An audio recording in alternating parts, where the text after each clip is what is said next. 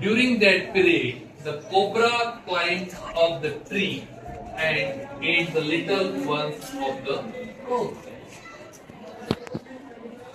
This second passage gives us information regarding how a cobra eats the little crow, and how he take advantage of their absence. ज्या वेळेस crow फॅमिलीतील आई वडील हे त्यांचं अन्न शोधण्यासाठी बाहेर उडाले, त्यावेळेस तिथे राहणारा जो विषारी साप होता, त्या ढोलीत राहणारा जो विषारी साप होता, तो झाडावर चढला आणि त्या ठिकाणी त्या कावळ्याच्या पिलांपैकी एक पिल्लू त्याने खाल्लं. After a few months, the lady crow laid some eggs again. This time, they decided that they will stay at a short distance to watch their nest.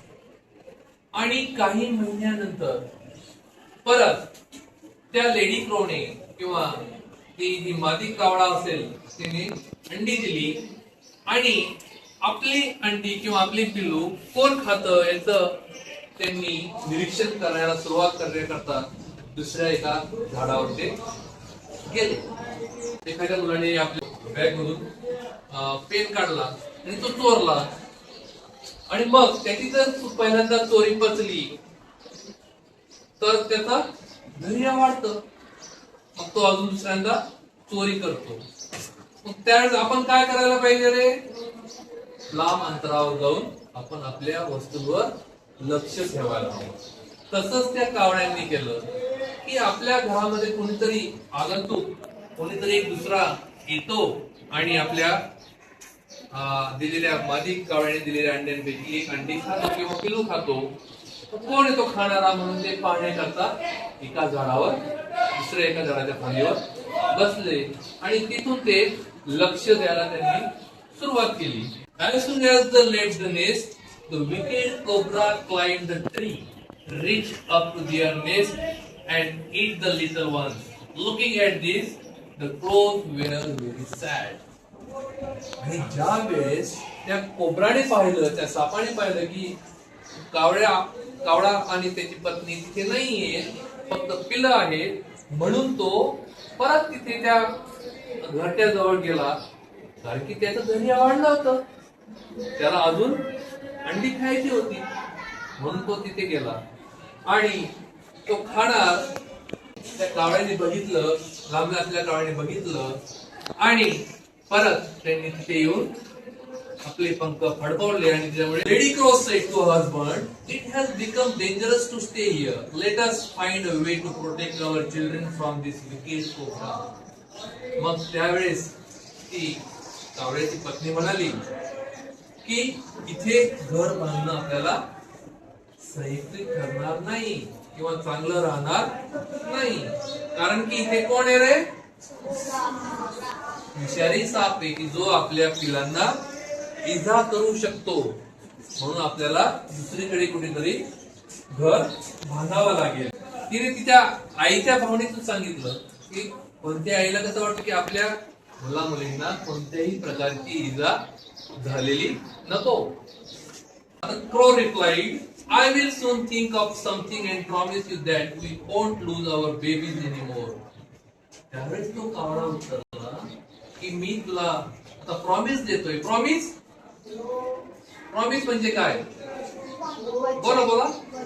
वचन. मी तुला वचन देतोय, हे देतो की यांच्या पुढे आपल्याला आपले जे बेबीज आहेत, आपले जे पिल्लं आहेत ते गमवावे लागणार नाहीये. मी अशी काहीतरी आता युक्ती शोधतो.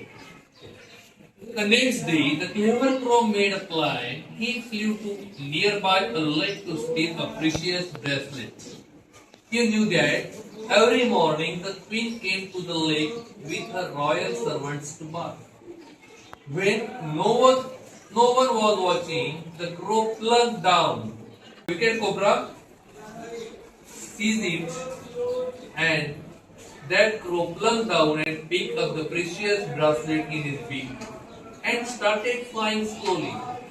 One of the servants noticed it and screamed loudly. तर या जुन्या काळाची गोष्ट आहे. त्या काळामध्ये एक राजाचं राज्य तिथे होतं आणि त्या राजाची पत्नी त्या एक तळ होतं, त्या तळ्याच्या शेजारी आंघोळीला येत असे. ते जे लेक होतं त्या किंवा जे तळ होतं, लेक मीन्स तळे, ज्याच्यामध्ये पाणी असतं आणि अवतीभोवती काय असते, जमीन असते. प्लंग डाऊन बघा या ठिकाणी अर्थ दिलेला आहे. Plunge down, jump suddenly with a force. Vocabulary chart, jump suddenly with a force. खाली आला परंतु ताकदीने खाली आला. And he pick up a bracelet, आणि ते घेतल्यानंतर त्यातील एका सर्वंटचं किंवा एका नोकराचं त्याच्याकडे लक्ष गेलं आणि त्याने जोरात हिंकाळी मारली किंवा जोरात तो ओरडला. Crow flew swiftly and dropped the bracelet into the hollow of Bunyan. ह्यावेळेस कावळ्याने बघितलं की एका नोकराचं लक्ष गेलेलं आहे. ते बघितल्यानंतर कावळ्याने ते ब्रासलेट घेतलं आणि हळूच ते उडाला आणि त्या झाडाच्या ढोलीमध्ये त्याने ते टाकून दिलं.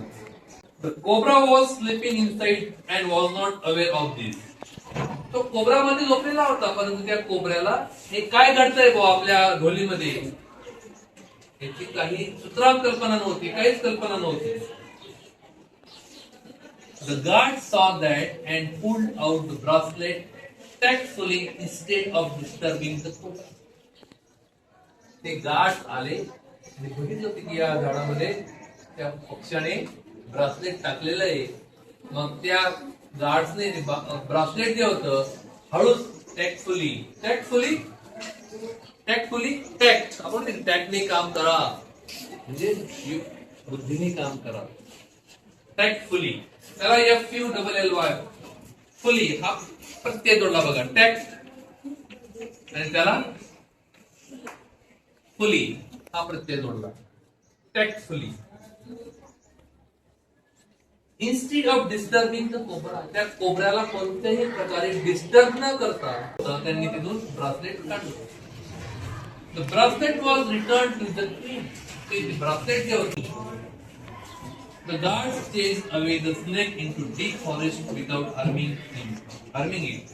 आणि त्या ब्रासलेट त्या ढोलीमधून ते ब्रासलेट काढल्यानंतर साप पण बाहेर आला आणि त्या सापाला त्यांनी लाभ हाकलून दिला.